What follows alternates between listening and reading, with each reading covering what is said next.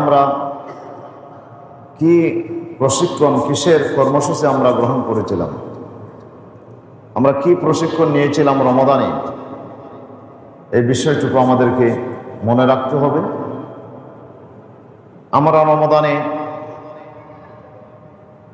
অত্যন্ত আদবের সাথে আগ্রহের সাথে আমরা কোরআনে মসজিদকে আমরা তেলাওয়াত করেছিলাম। কোরআনে কারীমকে আমরা পড়ার জন্য বোঝার জন্য আমরা চেষ্টা করেছিলাম। রমজান মাসে যেহেতু আমরা কোরআন পেয়েছি, সেজন্য কোরআনের প্রতি আমাদের যেই একটি দুর্নিবার একটি আগ্রহ ছিল, সেটা যেন আমাদের ভিতরে অব্যাহত থাকে। আমরা যেন সেই কোরআন তেলাওয়াতের ধারাকে যেন আমরা অব্যাহত রাখতে পারি। এরপরে আমরা যে আগ্রহ নিয়ে আমরা মসজিদে ছুটে আসতাম প্রতি ওয়াক্তের নামাজে, রমাদানের পরে কি আমরা সেভাবে এখন করতে পারছি? রমাদানে যে আমরা ইবাদত করলাম, মূলত এই ইবাদতগুলো আল্লাহর দরবারে কবুল হওয়ার উপরেই আমাদের পুরস্কার, আমাদের সার্থকতা, আমাদের নাজাত নির্ভর করছে। এই পুরস্কার আমরা পাওয়ার জন্যে আল্লাহর দরবারে আমাদের আমলগুলো কবুল হতে হবে। তো আমাদের রমজানের ইবাদত কবুল হয়েছে কিনা জানবো কি করে? এটার থার্মোমিটার দিলে যেমন জ্বর মাপা যায়, কতটুকু জ্বর আছে আপনার ভিতরে থার্মোমিটার দিলে বোঝা যায়। তাহলে রমজানের ইবাদত আমাদের কবুল হয়েছে কিনা সেটা আমি বুঝবো কি করে? বোঝার জন্য রাসূল সাল্লাল্লাহু আলাইহি ওয়াসাল্লামের হাদিসে এসেছে হজ্জে মাবরুরের কথা। আল হজ্জুল মাবরুর লাইসা লাহু জাযাউন ইল্লাল জান্নাহ। যে ব্যক্তি হজ করবে, তার হজ যদি আল্লাহর দরবারে কবুল হয়ে যায়, তাহলে তার একমাত্র বদলা জান্নাত, আর কোনো বদলা নেই। এখন হজ্জে মাবরুর অর্থাৎ মকবুল হজ, এটার আলামত কি যে আমার হজ কবুল হয়েছে কিনা এটা আমি বুঝবো কি করে? মুহাদ্দিসিনে কেরামগণ তার যে আলামত বর্ণনা করেছেন সেটি হচ্ছে হজের পরে বান্দার আমলের ভিতরে পরিবর্তন আসা। হজের আগে আমার আমল একরকম ছিল, কিন্তু এখন হজের পরে আমার আমলের ভিতরে একটি পরিবর্তন আসতে হবে। যে আমি আল্লাহকে ভালোবেসে যে আমি স্ত্রী পুত্র সন্তান সন্ততি পরিবার পরিজন আত্মীয় স্বজন ঘর বাড়ি সব ছেড়ে দিই, আমি যে আল্লাহর জন্য পাগল পারা হয়ে আমি আল্লাহর জন্য হজের ময়দানে ছুটে গিয়েছিলাম, এই ভালোবাসা, এই কুরবানিটা আপনার ভিতরে থাকতে হবে।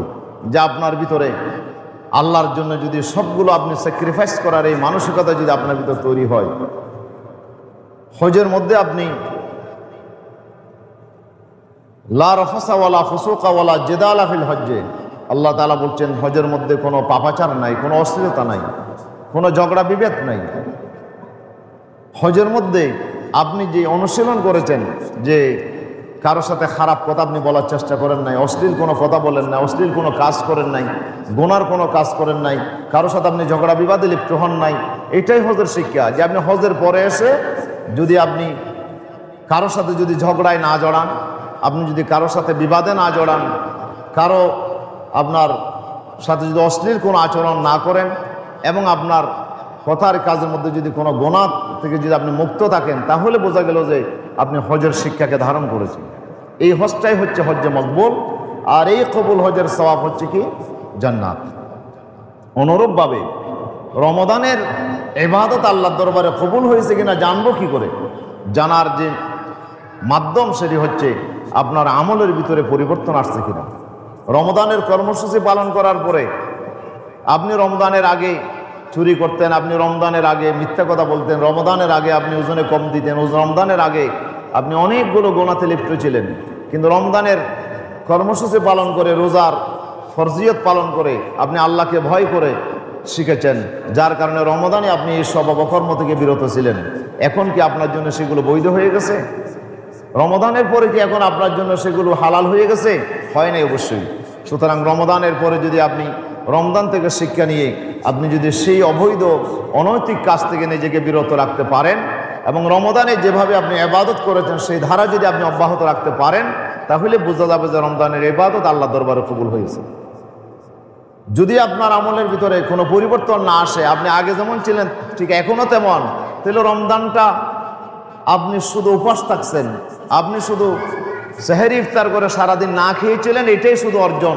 এই রমজান থেকে আপনি কিছু অর্জন করতে পারেন নাই, আল্লাহর দরবারে আপনার কোনো ইবাদত কবুল হয় নাই, এটা এখান থেকে বোঝা যায়। যদি কবুল হতো অবশ্যই আপনার ভিতরে একটি পরিবর্তন আসতো। প্রিয় উপস্থিতি, সেজন্য আমরা নিজেদের আমলের সাথে একটু পর্যালোচনা করে দেখি, আমাদের হায়াতের সাথে আমরা একটু পর্যালোচনা করে দেখি যে আমার আমলের ভিতরে কোনো পরিবর্তন আসছে কিনা রমজানের ইবাদতে। যদি এসে থাকে আলহামদুলিল্লাহ, আপনি আল্লাহ দরবারে শুকর আদায় করেন যে আল্লাহ তাআলা আপনার রোজা ইবাদতকে আল্লাহ কবুল করেছেন, এই জন্য আপনার ভিতর পরিবর্তন আসছে। আর যদি কোনো পরিবর্তন না এসে থাকে, তাহলে বুঝবেন যে এখন আল্লাহ দরবারে আপনার আমল কবুল হয় নাই। সেই জন্য আপনাকে কান্নাকাটি করতে হবে, তওবা করে আবার ফিরে আসতে হবে। যদি আপনি চোখের পানি ফেলে আল্লাহর কাছে বলেন, আল্লাহ হয়তো আপনার ইবাদত কবুল করতেও পারেন। কবুল করলে আপনি মহা পুরস্কারে আল্লাহর কাছে সেই ধন্য হবেন, আপনি পুরস্কার পাবেন। যেই পুরস্কার আল্লাহ রাসূল বলছেন, ইল্লাস সাওমা ফাইন্নাহু লি ওয়া আনা আজজি বিহি, যে আল্লাহ তাআলা বলছে রোজা একমাত্র বান্দা আমার জন্য রাখে, এটার পুরস্কার আমি আল্লাহ আমার কুদরতের হাতে দান করব, বেহিসাব আমি আল্লাহ তাআলা এর জন্য পুরস্কার দেবো। এই পুরস্কার আমরা লাভ করতে পারবো যদি আমার আমলের ভিতরে রমজানের কর্মসূচি পালন করার মাধ্যমে যদি আমার ভিতরে পরিবর্তন আসে। প্রিয় উপস্থিতি, এরপরে রমাদানে আমরা যেভাবে মসজিদগুলো আমরা ভরপুর ছিলাম, এখন কি সে অবস্থা আছে? রমজান যে নাই এটা মসজিদে আসলে বোঝা যায়, মসজিদে আসলে বোঝা যায় যে রমজান চলে গেছে। মুসলিম উম্মার কাছে এখন আর রমজান নাই। রমজানের সময় ফজরের জামাতেও ভরপুর মসজিদ আপনার পরিপূর্ণ ছিল। এখন কি সেই মুসলমানগুলো সব গায়েব হয়ে গেছে? সব কি মারা গেছে? মহল্লার সব মুসলমান কি এখন মারা গেছে? ওরা তো সবাই আছে, জিন্দা আছে, সবাই আছে, কিন্তু রমাদানে ওনারা ছুটে আসছিল ফজরের নামাজে, কিন্তু এখন নাই কেন? তাহলে বোঝা গেল যে ওরা শুধু রমজানকে পূজা করেছে, আসলে আল্লাহর ইবাদত পূজা তারা করে নাই। আল্লাহ তাআলা বলছে, ওয়া'বুদ রাব্বাকা হাত্তা ইয়াতিয়াকাল ইয়াকিন, হে নবী আপনার রবের ইবাদত করতে হবে ইয়াকিন আসা পর্যন্ত, মৃত্যু আসা পর্যন্ত। সুতরাং আমরা রমজানের ইবাদত করব না, আমরা আল্লাহর ইবাদত করব। রাসূল সাল্লাল্লাহু আলাইহি ওয়াসাল্লামের ইন্তেকাল যখন হয়ে গেল, সাহাবায়ে কেরাম এত শোকাহত ছিলেন। ওমর তো পাগলের মতো হয়ে গেছে যে আল্লাহ রাসূল নাই, এটা উনি বিশ্বাস করতে পারছেন না। ওনার হুঁশ নাই, উনি বেহুশ অবস্থায়, উনি তরবারি নিয়ে দাঁড়িয়ে আছে। মাইয়াকুলু ইন্না মুহাম্মাদান কাদ মাতা লা আকতুলান্নাহু, যদি কেউ বলে আমার নবী মারা গেছেন তাকে আমি হত্যা করব। কেউ বলতে পারে আমার নবী আছে, মানে এটা উনি বুঝতে পারতেছেন না, বিশ্বাস করতে পারতেছেন না রাসূল দুনিয়াতে নাই। আহারি, ওমরের সামনে এখন কে যাবে? কেউ যাওয়ারও সাহস করছে না, বলারও সাহস করছে না। ওমর তরবারি নিয়ে দাঁড়িয়ে আছে, কেউ আমার নবী মারা গেছে এই কথা বলতে পারবে না। শেষ। হযরত আবু বকর সিদ্দিক আসলেন, আসার পরে তিনি ওমরকে কিছু বললেন না, তিনি আল্লাহ রাসূলের কপালে এসে চুমা খেলেন। এরপরে তিনি একটি আয়াত তেলাওয়াত করলেন। আল্লাহ তাআলা বলছেন, ওমা মুহাম্মাদুন ইল্লা রাসূলুন ক্বাদ খালাত মিন ক্বাবলিহির রুসুল আফা ইম্মা তাও কুতিলান কালাবতুম আলা আকাবিকুম ومن ينقلب على عقبيه فلن يضر الله شيئا وسيجزي الله الشاكرين। এই আয়াতটা তেলাওয়াত করলেন। উহুদের যুদ্ধের পরে আল্লাহ তাআলা এই আয়াত নাযিল করেছিলেন। আল্লাহ রাসূল উহুদের যুদ্ধে নিহত হয়ে গেছে, মারা গেছে, এই খবর যখন যুদ্ধের ময়দানে প্রচার হয়ে গেল, সাহাবায়ে কেরাম শোকাহত হয়ে গেল। তখন তারা বলছে রাসূল নাই, তখন আর কি করব? তখন তারা পালাইতে শুরু করলো। আল্লাহ তাআলা আয়াত নাযিল করলেন, ওমা মুহাম্মাদুন ইল্লা রাসূল, মুহাম্মদ সাল্লাল্লাহু আলাইহি ওয়াসাল্লাম তো আল্লাহ রাসূল ব্যতীত আর কেউ নন। কদ খালাত মিন ক্বাবলিহির রাসূল, ওনার পূর্বে আরো অসংখ্য পয়গম্বর এসেছিল, রাসূল এসেছিল, ওনারা সব দুনিয়া থেকে চলে গেছেন, মৃত্যুবরণ করেছেন।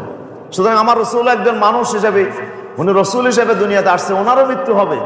আফা ইম্মা তাও কুতিলা, আমার নবী যদি মারা যায় অথবা নিহত হয়, ইনকালাবতুম আলা আকাবিকুম, তোমরা কি আবার স্বধর্মে, কুফরি ধর্মে আবার ফিরে যাবে, শিরকের মধ্যে আবার ইসলাম ত্যাগ করে অন্য ধর্মে চলে যাবে? শুনে রাখো, মাইয়ানকালিব আলা আকাবাইহি, যেই ব্যক্তি পিছনে ফিরে যাবে, ফালাই ইয়াদুরুল্লাহ শাইআ, সে আল্লাহর কোনো ক্ষতি করতে পারবে না। ওয়া সাইয়াজজিল্লাহু শাকিরিন, আর যারা কৃতজ্ঞতা প্রকাশ করে আল্লাহর শুকরিয়া আদায়ে ব্যস্ত থাকবে, আল্লাহর দ্বীনকে পালন করতে থাকবে, রাসূল থাক আর না থাক, আমি আল্লাহর দ্বীন পালন করব, আল্লাহ বলছে অবশ্যই আমি আল্লাহ তাআলা অচিরেই তাকে আমি পুরস্কার দেব। আয়াত যখন হযরত আবু হুসাইন তেলাওয়াত করলেন। হযরত ওমরের হুঁশ ফিরে আসলো, ওনার হাত থেকে তরবারি ঝরে পড়লো। উনি বুঝলেন, মনে করতেছেন যে আয়াতটা মনে হয় এখন নাজিল হয়েছে। আল্লাহ রাসূল যে মারা যেতে পারেন, এটা তো আল্লাহ কোরআনে বলছেন, আমি কেন মারা যাই নাই বলবো। ওমরের হুঁশ ফিরে আসলো, ওমর আবার ঠান্ডা হলেন। তো হযরত আবু বকর সিদ্দিক বলতেছেন, আলা, এই মানব জাতি, এই মানুষেরা হুঁশিয়ার হয়ে যাও, ইন্নাহু মান কানা ইয়াবুদু মুহাম্মাদান ফাইন্না মুহাম্মাদান কাদ মাতা। যদি কেউ মুহাম্মদ সাল্লাল্লাহু আলাইহি ওয়াসাল্লামের গোলামি করত, সেজন্য জেনে রাখে মুহাম্মদ সাল্লাল্লাহু আলাইহি ওয়াসাল্লাম আর দুনিয়াতে নাই, উনি মারা গেছেন। সুবহানাল্লাহ, উনি এখন দুনিয়াতে না, ওনার ইন্তেকাল হয়ে গেছে। আর ওমান কানা ইয়াবুদুল্লাহ, আর যে সত্যিকার ভাবে আল্লাহর গোলামি করত, তার জেনে রাখা উচিত ফাইন্নাল্লাহ হাইয়ুন লা ইয়ামুত, আল্লাহ এখনো বেঁচে আছেন, আল্লাহর কোনো মৃত্যু হয় নাই, আল্লাহর লয় নাই, ক্ষয় নাই, উনি এখনো আছেন। সুতরাং রাসূল থাকার না থাক, আল্লাহর ইবাদত আমাদের করতে হবে। তাহলে আমরা মুহাম্মদ সাল্লাল্লাহু আলাইহি ওয়াসাল্লামের গোলামি করছি না, আমরা আসলে গোলামি করছি কার? আল্লাহ তাআলা। সুতরাং আমরা যদি সত্যি আল্লাহর গোলামি করতাম, আল্লাহর জন্য যদি আমরা নামাজ পড়তাম, আল্লাহর জন্য যদি আমরা দান সদকা করতাম, আল্লাহর জন্য যদি আমরা আপনার রোজা রাখতাম, তাহলে রমজানের পরে আমাদের এই ইবাদতের মধ্যে কমতি আসবে কেন? রমজানের পরে ইবাদতে কমতি আসার অর্থ হচ্ছে আমরা হয়তো রমজানের ইবাদত করছিলাম, আসলে রমজান নাই, এখন আর নামাজ পড়ার দরকার নাই, রমজান নাই, এখন আর দান সৎকার দরকার নাই, রমজান নাই, এখন আর কিছু দরকার নাই। এখন তো আমরা যদি সত্যি আল্লাহর গোলামি করতাম, তো আল্লাহ কি নাই? আল্লাহ তো আছে। যে আল্লাহ রমজানে ছিল, সে আল্লাহ এখনো তো আছে। সুতরাং সে আল্লাহর ভয়ে আমাকে নামাজ পড়তে হবে, সে আল্লাহর ভয়ে আমাকে রোজা রাখতে হবে, সে আল্লাহর ভয়ে আমাকে আপনার আল্লাহর ভয়ে আমাকে এই আমলগুলো করতে হবে।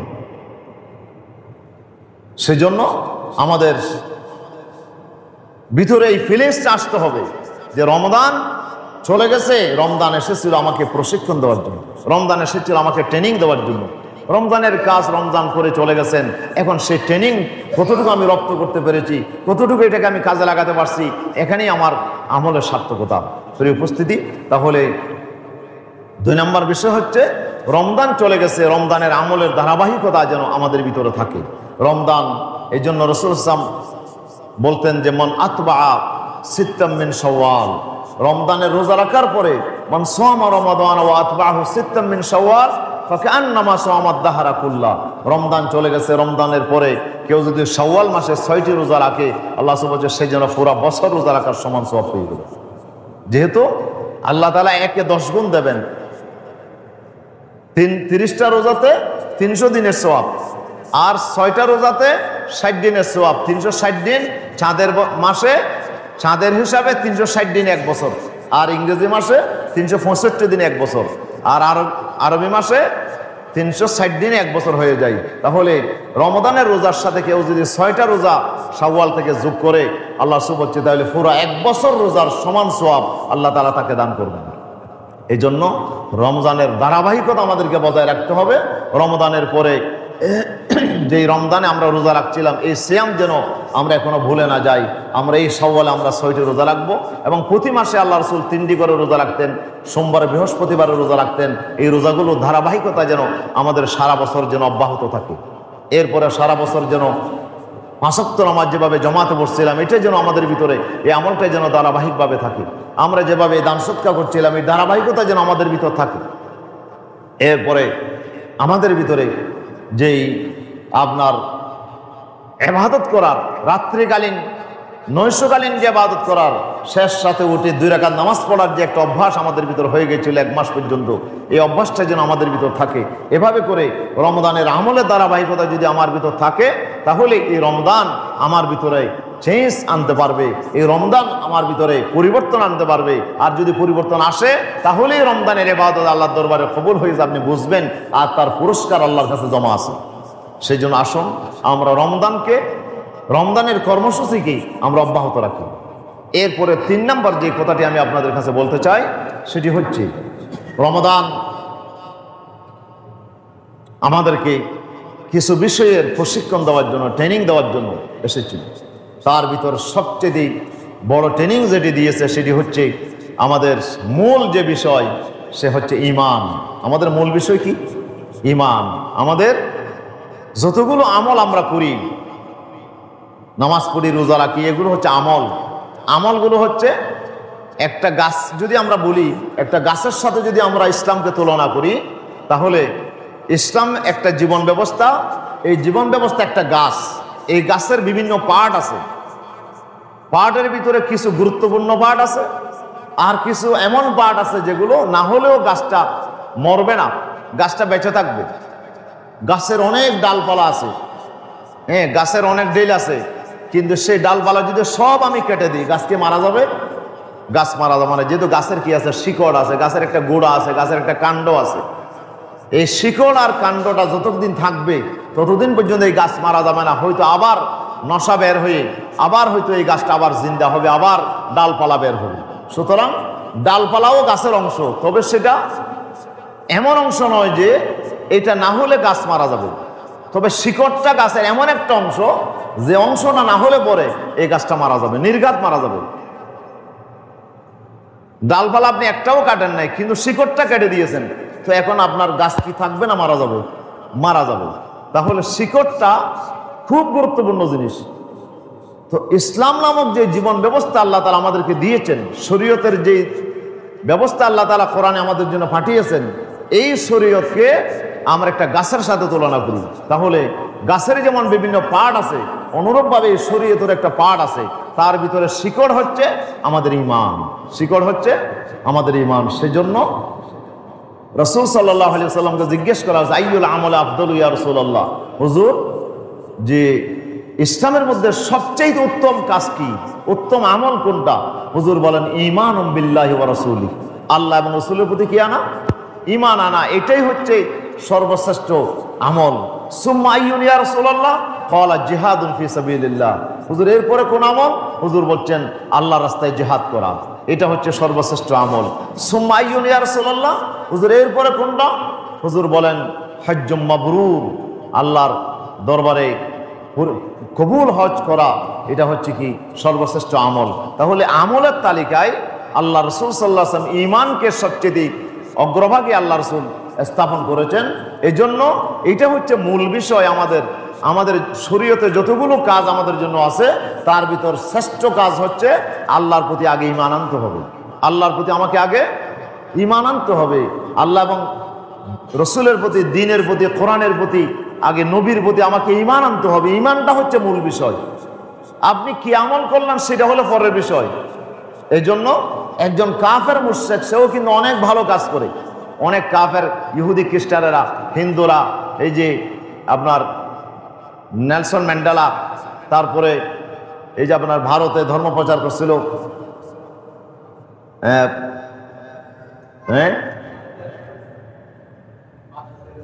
মাদার তেরেসা, হ্যাঁ মাদার তেরেসা অন্যতম জনসেবার একটা প্রতিকৃতি ছিল। এত জনসেবা করেছে মাদার তেরেসা। এই মাদার তেরেসা যে জনসেবা করেছে, অনেক ভালো কাজ করেছে। নেলসন ম্যান্ডেলা সারা জীবন জাতির জন্য সে জেল কেটেছে, 27 বছর জেল কাটছে। এরপরে আপনার দেশের প্রেসিডেন্ট হলো সাউথ আফ্রিকার, এরপরে সে সারাটা জীবন জনগণের জন্য খেদমত করলো। আচ্ছা বলেন তো, সে পুরস্কার পাবে কিনা, সওয়াব পাবে কিনা, আল্লাহর কাছে কোনো জান্নাত পাবে কিনা? পাবে না। কেন পাবে না? যেহেতু গাছের শিকড় লাগবে। আপনি মাছ চাইলেন কিন্তু ডোলার তলা নাই, তলা না থাকলে যতই মাছ রাখবেন সব মাছ শেষ। সারাটা দিন আপনি মাছ চাইতে পারেন, কিন্তু তলা তো নাই। তলা যদি খালি হয়, ছিদ্র হয়ে যায়, তাহলে সব মাছ চলে যাবে, একটা মাছও কিন্তু আপনার ডোলাতে থাকবে না।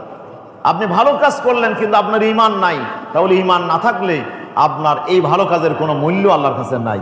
এই জন্য এই ভালো কাজের কোনো পুরস্কার আপনি আল্লাহর কাছে আশা করতে পারেন না।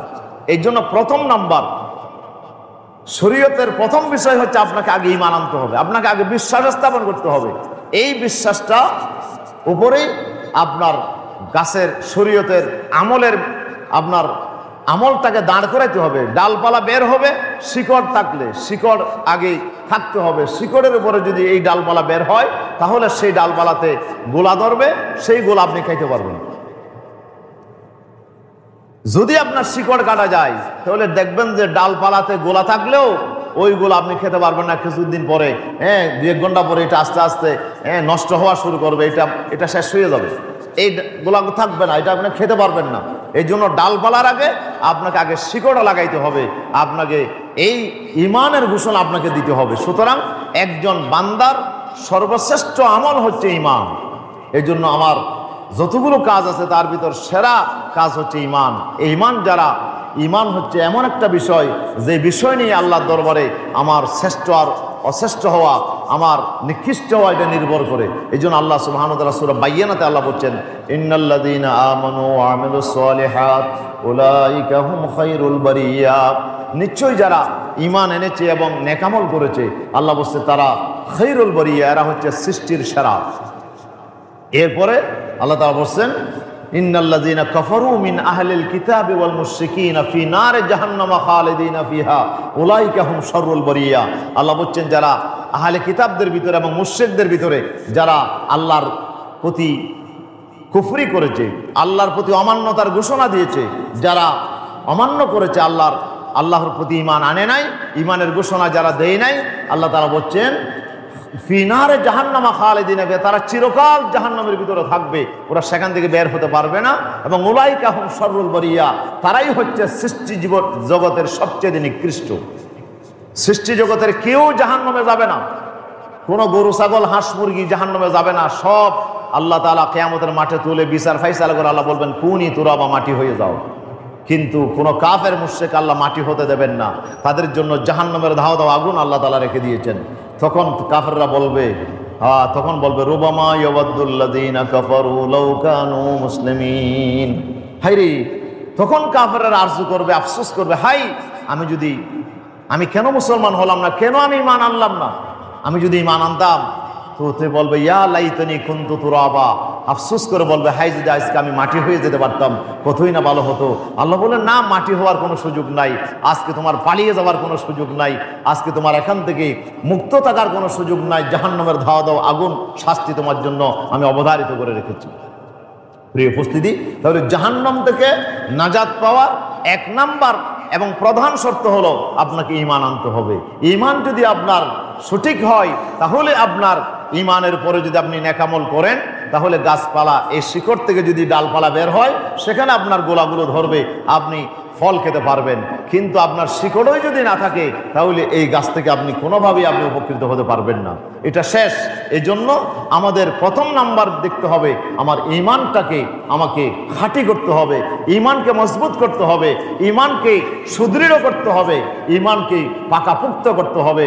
তাহলেই আমার ঈমান যত মজবুত হবে, সেখানে আপনি যত একটা ছোট্ট আমল করলেও সেটাও আপনার জন্য জমা থাকবে, সেটার পুরস্কার আপনি আল্লাহর কাছে পাবেন।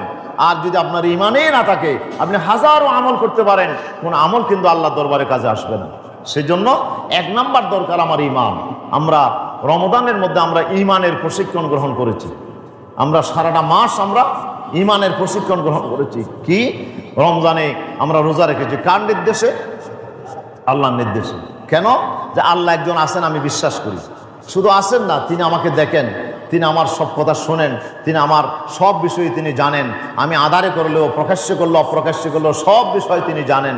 এই যে আল্লাহর প্রতি আমার একটা বিশ্বাস, এই বিশ্বাস থেকেই তো আমি রোজাটা রেখেছি। কেউ আমাকে বাধ্য করে নাই, কোনো সরকারি আইন আমাকে বাধ্য করে নাই, কোনো পুলিশ আমাকে পাহারা দেয় নাই।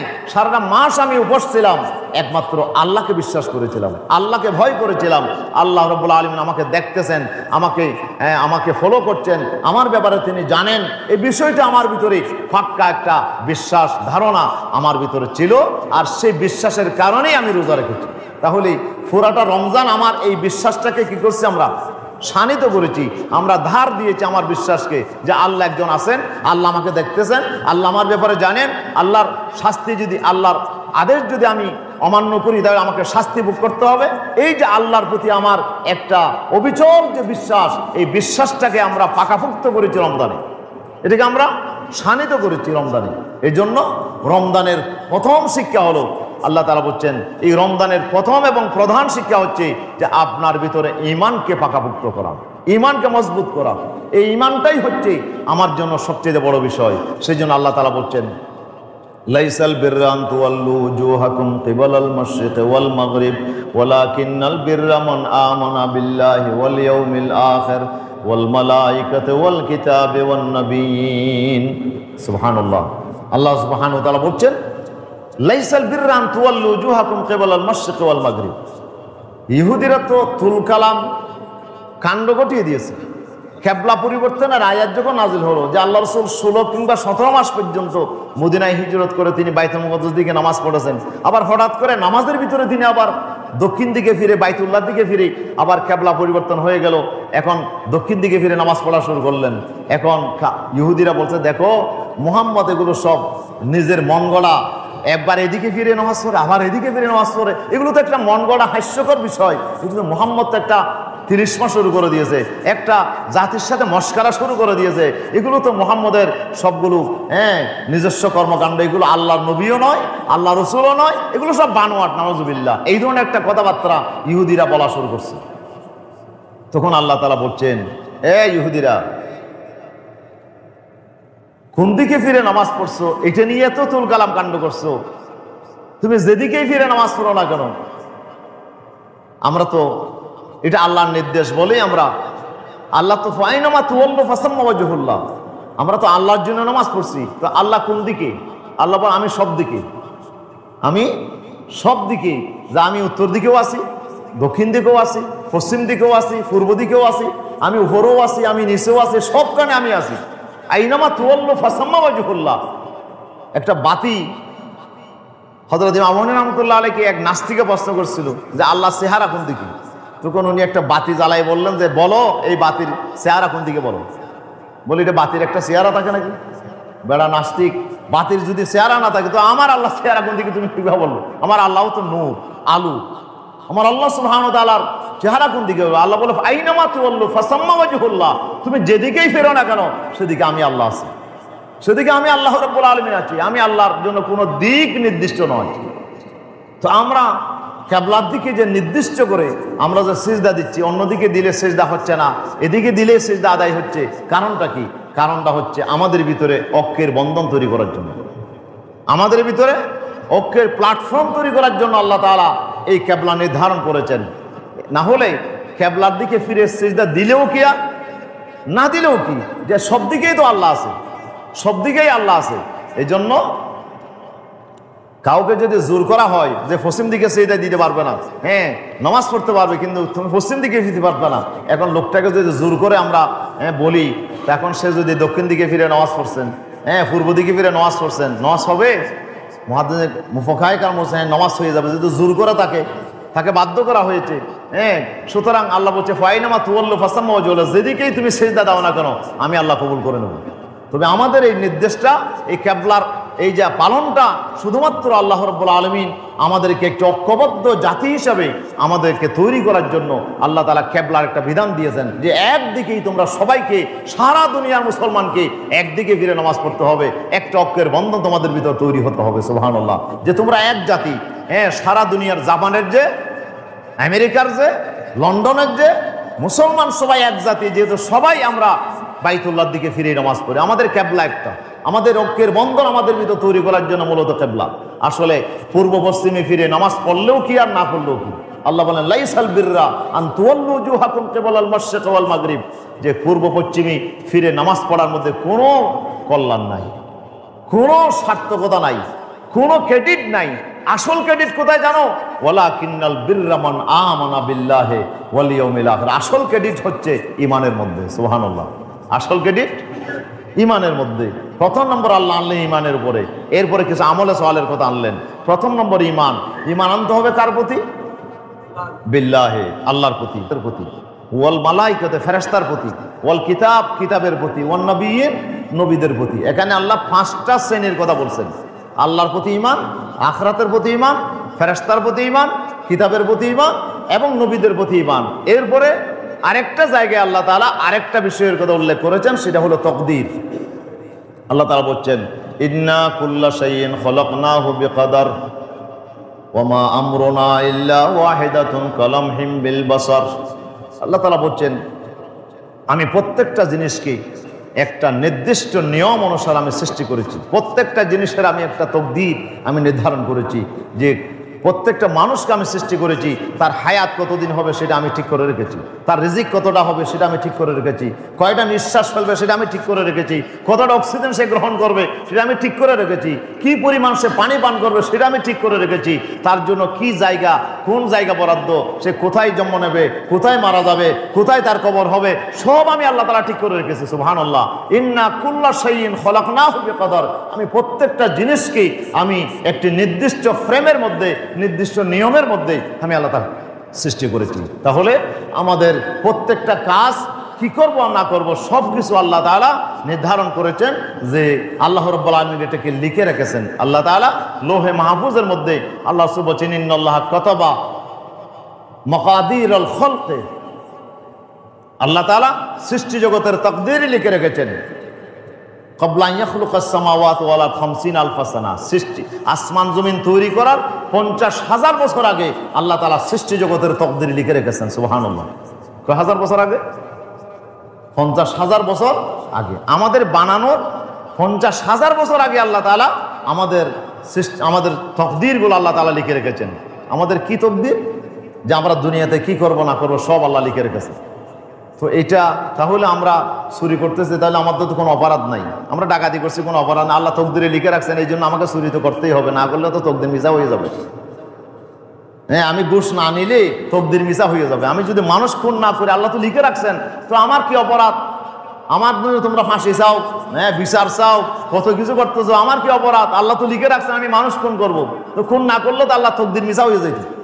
নাউযুবিল্লাহি মিন যালিক। এগুলো হচ্ছে তকদিরকে না বোঝার কারণে। তকদিরের ব্যাপারে দুটি দল মুসলমানদের ভিতর তৈরি হয়েছে। একটা দল হলো জবরিয়া, আরেকটা দল হচ্ছে কদরিয়া। জবরিয়াদের কথা হচ্ছে মানুষ পাথরের মতো, এখানে যেমনি নাচাই তেমনি নাচে, আল্লাহ যেভাবে লিখে রাখছেন ঠিক সেভাবে মানুষ করে, এখানে মানুষের কোনো স্বাধীনতা নাই। এটা হলো জবরিয়াদের কথা। তো জবরিয়া এরা আল্লাহর তকদিরকে এমনভাবে ধারণ করেছে যে মানুষের ইচ্ছা শক্তিকে, স্বাধীনতাকে তারা অস্বীকার করেছে। সেই জন্য এক জবরিয়ার লোক এক বাগানের মধ্যে ঢুকে আপনার ফল খাচ্ছিল। তো বাগানের মালিককে একজনে খবর দিয়েছে, তোমার বাগানে ঢুকে একজনে ফল খাচ্ছে। তো সে এসে দেখে যে বাগানের ফল সব খাই ফেলতেছে। এ কিরে, তুমি আমার বাগানে ঢুকে ফল খাচ্ছ কেন? ও তো লম্বা চড়া কথা বলিস না। কেন? ও তো আমিও আল্লাহর, বাগানও আল্লাহর, ফলও আল্লাহর, তো আমি তো সব আল্লাহ খাচ্ছি, তোমার কি? এখন মালিক চিন্তা করে একে কিভাবে সাইজ করা যায়। তো মালিক লাঠি একটা নিয়ে মাইস শুরু করছে তার উপরে। আমার মারছো কেন? এই বেটা লম্বা চড়ার কথা বলিস না, আমিও আল্লাহর, লাঠিও আল্লাহর, তুইও আল্লাহর। মায়ের যখন জবর করে দিয়েছে তখন সে বলে, বাজিরে আজ জীবনে আমি এই জবরি আকীদা পোষণ করবো না। আমি তো চাইলে ইচ্ছা করলে তো আমি বাগানে নাও ঢুকতে পারতাম, ফল নাও খাইতে পারতাম, মাইরগুলো নাও খাইতে পারতাম। মাইর খাইছি যে আমি বাগানে, আরেকজনের বাগানে ঢুকে ফল খাওয়ার কারণে, তাহলে তো আমার ইচ্ছা শক্তি আছে, কিন্তু আমি বুঝলাম। তো আমি এতদিন এই কি আকীদা পোষণ করলাম, আজকে থেকে বাজিরে আমি তওবা করলাম, আমাকে আর মারিস না, আজ জীবনে আমি এই জবরি আকীদা পোষণ করবো না। এটা হলো জবরিয়াদের কথা। তারা বলে যে মানুষের কোনো স্বাধীনতা নাই। আর কদরিয়ারা বলে যে সব তো মানুষের স্বাধীনতা, ইচ্ছাই হয়, এখানে আল্লাহ তকদির বলতে কিছুই নেই। আমাদের আকীদা হচ্ছে এই দুই দলের মাঝামাঝি। আল্লাহ তাআলা তকদিরও সঠিক, আমাদের ইচ্ছা শক্তিও সঠিক, দুটোটাই সঠিক। আমরা ইচ্ছা করে করতেছি সব, এই জন্য আমাদের শাস্তি ভোগ করতে হবে, আমাদের পুরস্কার যোগ্য আমরা, আমাদের জন্য প্রতিদান আছে, এটাও সঠিক। আবার আল্লাহ তাআলা তকদির নির্ধারণ করে রেখেছেন, তকদির অনুসারে হচ্ছে, এটাও সঠিক। তাহলে তকদির হচ্ছে মূলত আল্লাহর জ্ঞানকে মেনে নেওয়া, আল্লাহর ইলমকে মেনে নেওয়া। আল্লাহ কি লিখে রেখেছেন, আমি দুনিয়াতে আসার পরে স্বাধীনভাবে কি কাজ করব, আমি নিজের ইচ্ছা শক্তি ব্যবহার করে আমি কি কি কাজ করব, এইটা আল্লাহ তাআলা কোটি কোটি বছর আগে থেকে জানেন। সে আল্লাহর জানার ভিত্তিতে আল্লাহ তাআলা তকদিরগুলো লিখে রেখেছেন। কথা কি আমি বুঝাইতে পারছি? বাকিগুলো আমার কোনো স্বাধীনতা নাই। আমার কিন্তু আমলের ক্ষেত্রে আমার কিছু স্বাধীনতা আছে, কিন্তু আমার হায়াতের ব্যাপারে কোনো স্বাধীনতা নাই, রিজিকের ব্যাপারে স্বাধীনতা নাই। যতটুকু আল্লাহ নির্ধারণ করছেন এর বাইরে আমি যেতে পারবো না। শুধু একটা সীমিত স্বাধীনতা আমার আছে, সেটা হচ্ছে আমার কর্মের স্বাধীনতা, আমার আমলের স্বাধীনতা। আমি ইচ্ছে করলে ভালো কাজও করতে পারি, ইচ্ছে করলে আমি খারাপ কাজও করতে পারি, ইচ্ছে করলে ঈমান আনতেও পারি, ইচ্ছে করলে কুফরিও করতে পারি। এই যে আমলের স্বাধীনতাটা আমার ভিতরে আপনার ভিতরে আল্লাহ তাআলা দিয়েছেন, এই স্বাধীনতা ব্যবহার করে বান্দা কি কাজ করবে সেটা আল্লাহ তাআলা জানেন কোটি কোটি বছর আগে, সেই হিসেবে আল্লাহ লিখে রাখছেন।